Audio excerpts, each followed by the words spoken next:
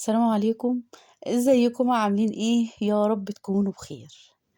النهاردة ان شاء الله هنتكلم مع بعض عن فوائد اللب السوري او لب عباد الشمس. طبعا كلنا عارفين لب عباد الشمس وكلنا بنحبه، وكلنا كنا بنجيبه زمان ايام ما كنا في المدرسة كنا بنجيبه وكنا بناكله وكنا بنحبه وما زلنا بنحبه. بس النهاردة عملت تقرير بسيط عن فوائده وعن أهميته لجسم الإنسان، وكمان عن أضراره لجسم الإنسان. وعملت مع حضراتكم التقرير البسيط ده وصور طبعا لنبات عباد الشمس قدام حضراتكم. زي ما حضراتكم شايفين ده كده الثمرة كاملة وهي فيها اللب، وكمان شكل اللب بعد ما بنستخرجه من ثمرة عباد الشمس، ولما خلاص بقى بيتحمص وبيكون جاهز للأكل. بس طبعا عايزين في البداية نصلي ونسلم ونبارك على سيدنا محمد صلى الله عليه وسلم، صلاة تنحل بها العقد وينفك بها الكرب ويفتح لنا بها أبواب الرزق إن شاء الله، ويرفع بها عنا البلاء والوباء والغلاء يا رب العالمين. هنقول بسم الله الرحمن الرحيم وهنبتدي مع بعض. من أهم فوائد اللب السوري أو لب عباد الشمس، أول حاجة بيقلل من خطر الإصابة بأمراض القلب، حيث يحتوي لب عباد الشمس على مركبات بتساعد في ذلك، وكمان بتعمل على خفض ضغط الدم عن طريق استرخاء الأوعية الدموية. تاني حاجة من فوائد لب عباد الشمس إنه بيكون جيد جدا للأشخاص الذين يعانون من مرض السكر، حيث يؤدي تناول القليل من اللب السوري يوميا إلى تقليل نسبة السكر في الدم.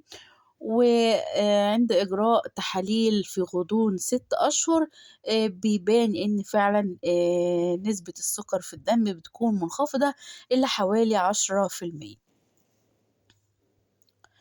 ومن أهم فوائد اللب السوري أيضا دعم جهاز المناعة، لأنه بيحتوي على عنصر الزنك المعروف بتقوية المناعة في جسم الإنسان. ومن أهم فوائد لب عباد الشمس إنه بيقلل من خطر الإصابة بأمراض السرطان، حيث يحتوي لب عباد الشمس على مركبات بتمنع من نمو الخلايا السرطانية في جسم الإنسان وبيقلل الإصابة منها، وخصوصا كمان سرطان القولون. كما أن من أهمية لب عباد الشمس أو اللب السوري إنه بيقلل نسبة الكوليسترول الضار في الدم لاحتوائه على ألياف. كما أن عباد الشمس أيضا بيحتوي على فيتامينات، فيتامين ب3 وكمان فيتامين ب5، اللذان بيزيدان من نسبة الكوليسترول الجيد في الدم وذلك بشكل ملحوظ. ومن فوائد لب عباد الشمس أيضا إنه بيعزز وظائف المخ، حيث أن لب عباد الشمس بيقوي الذاكرة وبيحسن الحالة المزاجية لاحتوائه على فيتامين ب6.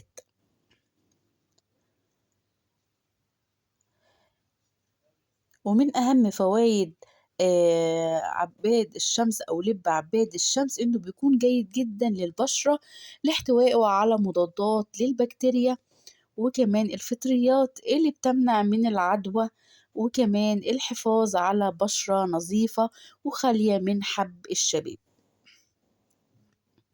كما تساعد الأحماض اللي موجودة في اللب السوري أو لب عباد، وبتسمى بأحماض الأوليك اللي موجودة في بذور عباد الشمس في تكوين الكولاجين اللي بيقلل من ظهور علامات الشيخوخة وبيجعل البشرة دايما منظرها حلو وعلى طول شباب.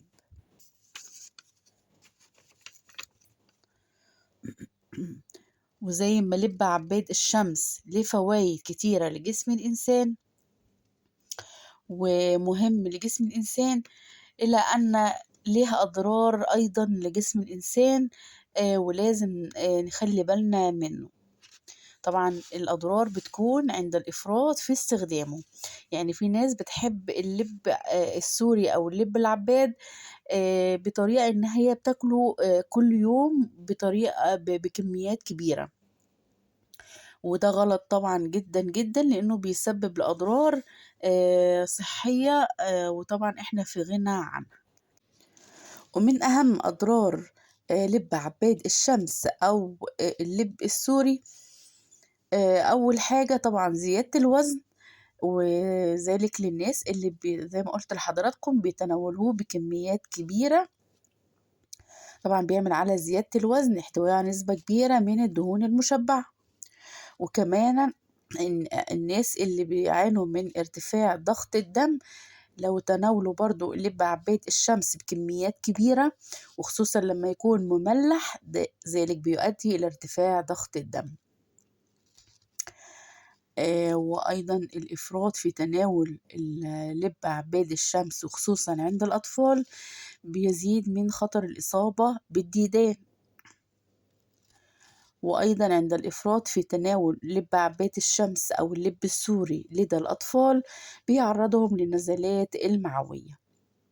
فطبعًا لازم نكون حريصين على تناول لِب عباد الشمس بكميات معقولة، وبرضه مش كل يوم، يعني في ناس أنا أعرف ناس بيحبوا اللِب جدًا، جدًا، لدرجة إن هُم لازم يوميًا ياكلوا منه كمية كبيرة. فطبعًا كل حاجة الاعتدال في استخدامها بيكون كويس جدًا لجسم الإنسان، وكل حاجة في ربنا خلقها الجسم بيكون محتاجها، لكن طبعًا بنسب معيّنة، والإفراط في أي حاجة بيكون غلط. الإفراط في الأكل عامةً بيكون غلط، الإفراط في السكريات، الإفراط في الأملاح، الإفراط في اللحوم، الإفراط في الدهون، الإفراط في أي حاجة معروفة إن هي بتكون ضرر على جسم الإنسان. فالاعتدال حلو جدًا في أي حاجة بنستخدمها في حياتنا، وخصوصًا في الأكل، لازم نكون في اعتدال في الأكلات اللي بناكلها، ونخلّي بالنا كمان على صحة أطفالنا، لإنهم ما بيكونوش عارفين حاجة، وبيكونوا بيحبوا مثلًا لِب لإن طعمه حلو، لكن ما يعرفوش أضراره. وعشان كده أنا عملت النهارده التقرير البسيط ده لحضراتكم مع صور لِب عباد الشمس أو اللِب السوري، ويا رب أكون أفدتكم. ده كان تقرير النهارده، كان تقرير بسيط جدًا عملته لحضراتكم، ويا رب يكون عجبكم، وأتمنى للناس اللي وصلوا معايا لحد دلوقتي من الفيديو إنهم ما ينسوش يحطوا لايك، وفضلًا وليس أمر تشتركوا في القناة وتفعلوا جرس التنبيهات للكل عشان يوصلكم كل جديد أنا باقدمه. ده كان فيديو النهارده، أتمنى فيديو النهارده يكون عجبكم، وأتمنى إني أكون ضيفة خفيفة عليكم. شكرًا، والسلام عليكم ورحمة الله وبركاته.